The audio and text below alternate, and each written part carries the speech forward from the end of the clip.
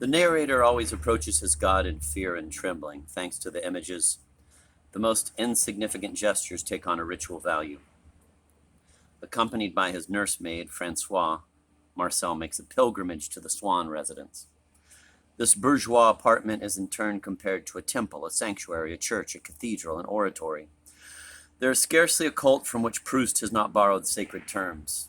Magic, occultism, the primitive world, and Christian mysticism are never absent.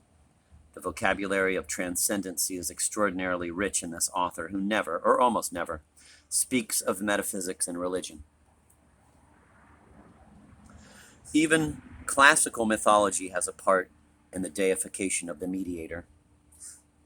Toward the beginning of Within a Budding Grove, the narrator goes to the opera and from his seat in the orchestra gazes at the Guermantes and their friends who sit, majestic and indifferent, enthroned above the ordinary spectators. Their closed boxes, separated from the rest of the theater, seem another world, inaccessible to simple mortals. The word baignoire, this word in French has two meanings, a box in a theater and a bath. And the bluish lighting call to the narrator's mind a whole mythology of the liquid element. The social elite are transformed into nymphs, nereids, and tritons. This passage is an example of the somewhat excessive virtuosity and of the, quote, gay 90s, end of quote, ornateness, which make purists feel a little uneasy when they come upon them in the work of Proust.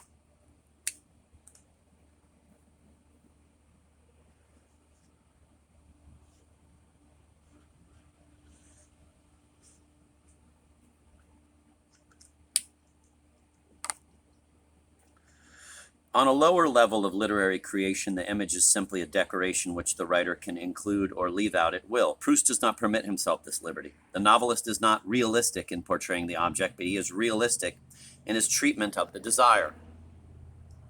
The images are supposed to transfigure the object. The type of poetic distortion undergone by this object is very specific. It is that of a young middle-class man who sees the world through the lenses of his scholarly and bookish training.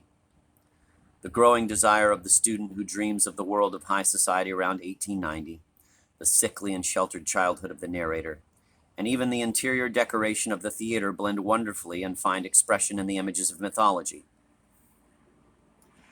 The purists do not understand within what narrow limits the author's choice is made. Proust's demands on the old mythological apparatus for services it is notoriously unable to render are somewhat ironic. In the mind of the cultivated reader, these classical allusions do not evoke the sacred, but rather an atmosphere where everything sacred wilts and finally dies, the profane world of Greco-Roman culture. Thus, Proust chooses the images which are least well suited to the role he wants them to play, and yet he succeeds in fitting them into his aesthetic system. He succeeds because at this point in the novelistic development, the mediator's divinity is firmly established. Marcel has only to let his fixed and agonized gaze rest on someone, and we see the abyss of transcendency open between this person and himself. The metaphor is no longer needed to give the flavor of the sacred. The effect is so well achieved that the perception itself sanctifies the metaphor. Thus, Proust rejuvenates worn-out metaphors, making them reflect the transcendency emanating from the mediator. The metaphor reflects the transcendent as an echo sends back the sound to its point of origin.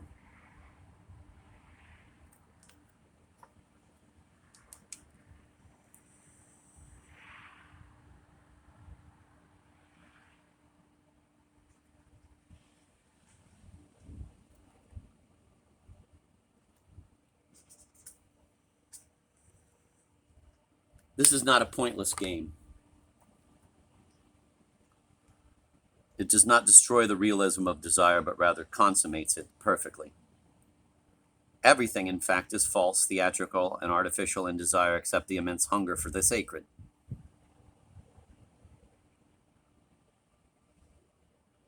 It is this hunger which transforms the elements of a poor and positive existence from the moment when the child discovers his God, from the moment when he manages to throw off onto another, his mediator, the burden of divine omnipotence which is crushing him.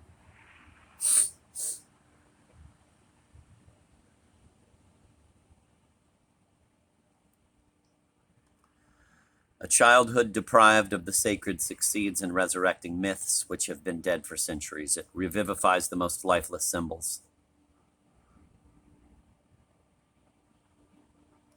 Against his middle-class background, which we find hard to forgive him, Proust pursues the same ends as Nerval, one of his favorite writers. The Nerval of Sylvie makes the goddess of reason sacred and transforms the architectural fantasies of skeptical 18th century noblemen into veritable sanctuaries. Metaphysical life is so vigorous in certain beings that it reappears under the most unfavorable conditions. It can finally end, however, by assuming quite monstrous shapes.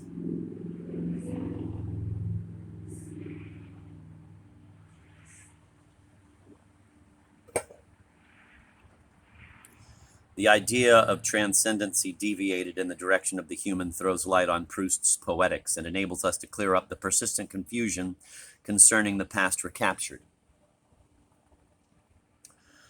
It is the transcendent quality of a former desire which is relived on contact with a relic of the past. The memory is no longer poisoned, as was the desire, by the rival desire. Every person who makes us suffer we can associate with a divinity, of which that person is only a fragmentary reflection. And the contemplation of this divinity as a pure idea gives us instant joy in place of the sorrow we were suffering.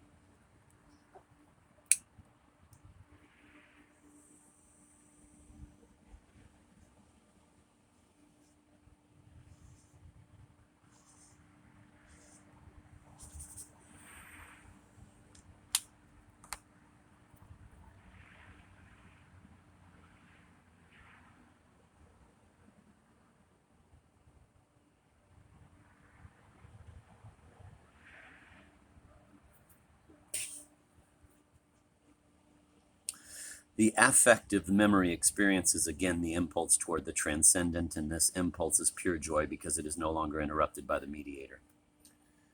The Petite Madeleine is a veritable communion.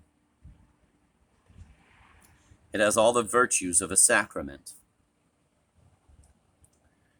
The memory disassociates the contradictory elements of desire. The transcendent releases its perfume, while the attentive and detached intelligence can now recognize the obstacle on which it stumbled. It understands the role of mediator and reveals to us the infernal mechanism of desire.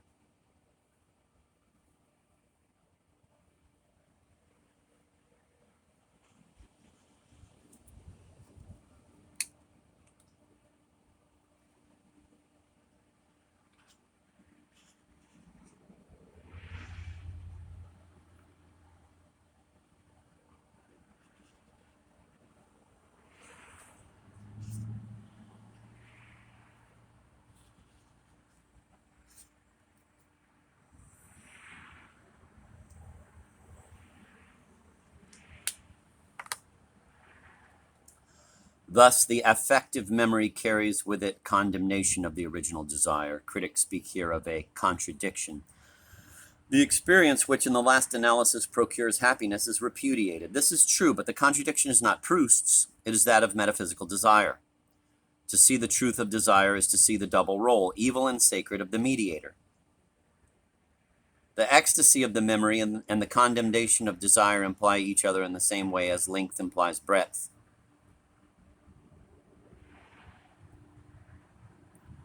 Or heads implies tails. Proustian psychology is inseparable from mystic revelation. It is its other side. It is not, as is claimed these days, a second literary undertaking of rather mediocre interest.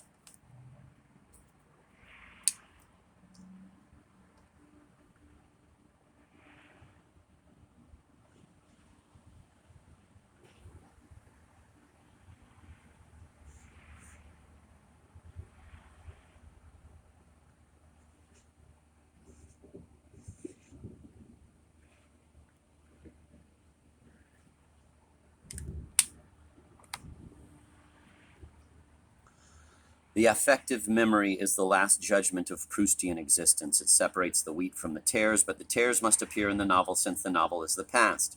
The affective memory is the nucleus of all Proust's work. It is the source of the true and the sacred. From it spring the religious metaphors, and through it is revealed the divine and diabolical function of the mediator. We must not confine its effects to the oldest and happiest recollections. Vivid remembrance is never more necessary than in periods of suffering,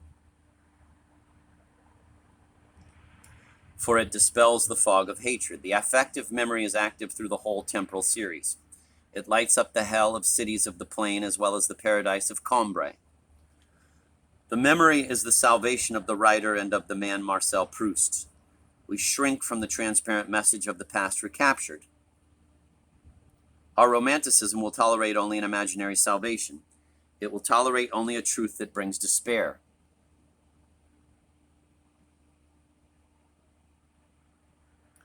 The affective memory is ecstasy, but it is also comprehension. If it transfigured the object, as has so often been said, the novel would not describe for us the illusion experienced at the moment of desire, but a new illusion, the result of this new transfiguration. There would be no realism of desire.